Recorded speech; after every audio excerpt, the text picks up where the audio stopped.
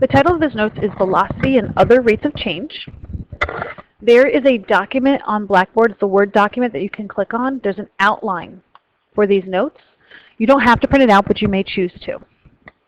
So the outcome is that we will use the derivative to calculate the velocity and the total distance traveled. So just to keep you up on some vocabulary, we're going to talk about what's called the instantaneous rate of change. So how quickly is something changing in an exact moment? Sometimes we drop the word instantaneous, so instantaneous rate of change means rate of change, and a rate of change is just a slope. If we're talking about in an instant, we're talking about the slope at a point, but points don't have slope, lines do. So we're talking about the slope of the tangent line. Okay, so to begin our notes, we learned that the derivative f of x can be interpreted as the rate of change y with respect to x.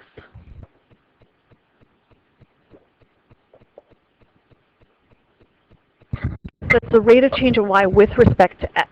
So we're going to look at this application of physics, application of velocity. You're going to see this on your AP exam. If s is the position function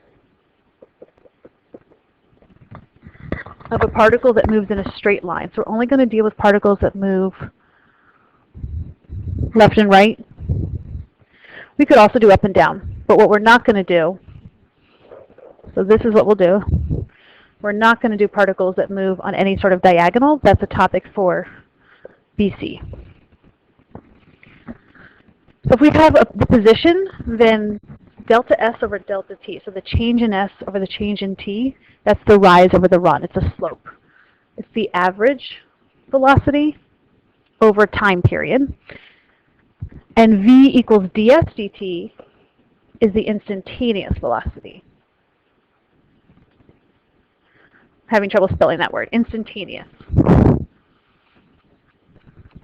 There we go. So this, to refresh your memories, because you are going to see both average and instantaneous. An average rate of change is the slope of a secant line.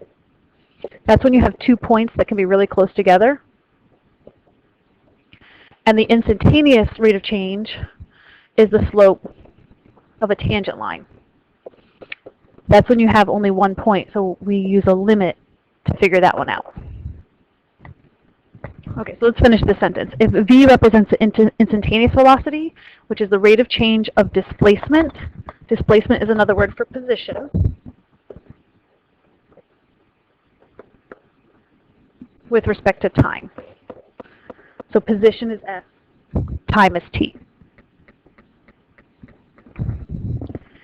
So with the differentiation formulas that we've already learned, we're going to be able to solve velocity problems.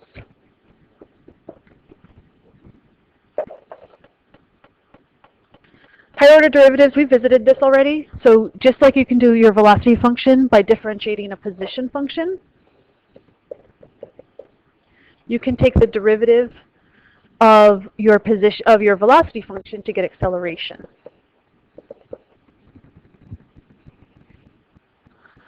Or you can say you can get acceleration by differentiating position twice.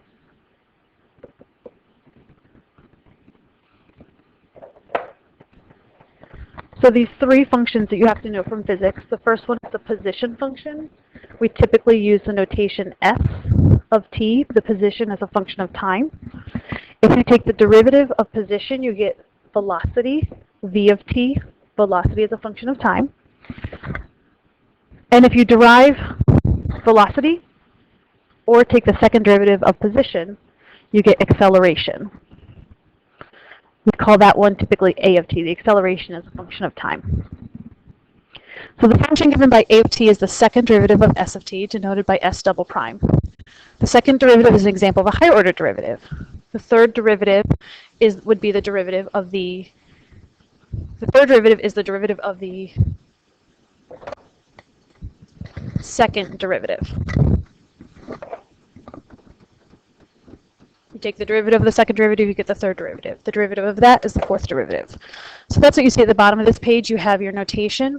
First derivative, y prime. Second derivative, y double prime. Third derivative, y triple prime. Once we get up to the fourth derivative, instead of putting 4 tick marks, we just put a 4 in parentheses, and that would represent the fourth derivative. So there's the fifth derivative, the sixth derivative, and so on and so on. You can use your y notation, you can use your f of x notation, you can use your dy dx. Notice the exponent goes next to the d in the numerator, after the x in the denominator. You can do d dx of a function, and then you have this capital D. We don't see this one a lot, but it's there. All right, so let's look at an example. A particle moves along a line so that its position is s equals 2t cubed minus 9t squared plus 12t minus 4 for t is greater than or equal to 0, where t is measured in seconds and s is in meters. So we're going to find the velocity and acceleration. Velocity is the first derivative of position. So we are going to take the first derivative of this function. Remember our rules, bring your exponents down, multiply by the coefficients, drop that exponent by 1. So there's the velocity. And then the acceleration. I'm running out of room. I'm going to do this one right here. The acceleration is the derivative of velocity, the first derivative of velocity, which is the second derivative of speed. So we're going to now derive velocity. Again, following our rules. So there's the acceleration function. So now we can answer number 2. What is the velocity and acceleration after 4 seconds? So the velocity at 4 seconds, that's just saying what's v of 4. So we're going to substitute 4 into the velocity function. So we have 4 squared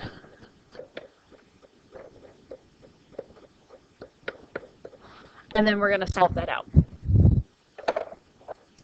And then if I want the acceleration at 4, I can substitute 4 into the acceleration function. And I could simplify. When we're doing physics like this, we're going to want units.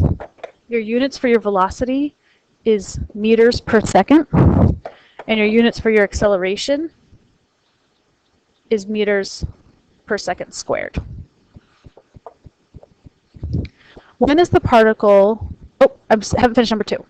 Is the particle speeding up or slowing down?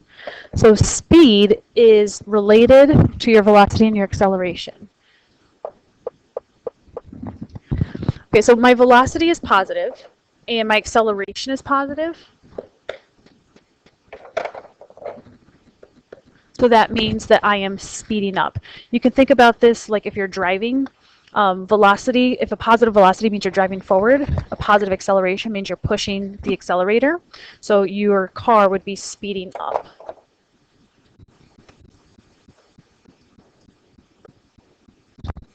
When is your particle at rest? So your particle, if your particle is at rest, that means that your velocity is 0.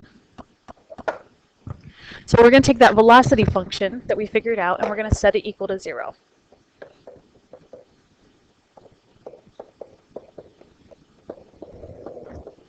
Right away I notice a GCF of 6, so I'm going to factor out a 6. And I'm really dividing both sides by 6. 0 divided by 6 is still 0. All right, and I'm looking for factors that multiply to 2 and add to -3. So that's -2 and -1. And if I set each of those equal to 0 and solve, I get t equals 2, t equals 1. So that tells me the particle is at rest at both 1 second and 2 seconds. So 2 places where the particle is at rest.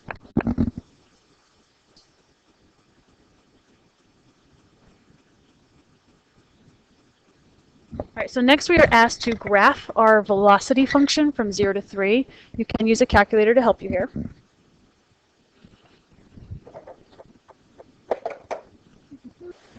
Okay, so just plotting this, I know it's going to be a parabola. At 0, it comes out to 12. At 1, it comes out to 3. I just figured that out. At 1, it comes out to 0. At 2, it comes out to be 0. And 3, it comes out to be 12. I can just plug 3 in. So I'm getting a parabola, like that. That's the graph of the velocity function. Attention golf team, practice this afternoon has been canceled. vaccine practice.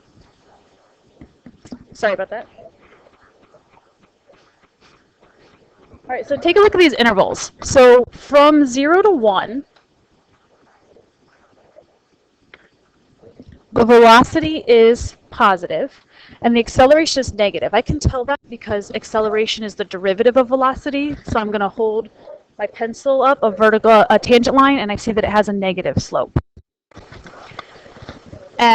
From 1 to this point right there, so that point is at exactly between 1 and 2, it's at 3/2. So from 1 to 3/2, I have a negative velocity and a negative acceleration. Negative velocity because it's below the x-axis, and it still has a negative slope. From 3/2 to 2, I still have a negative velocity because I'm below the x-axis, but I'm now increasing again. So I have a positive acceleration.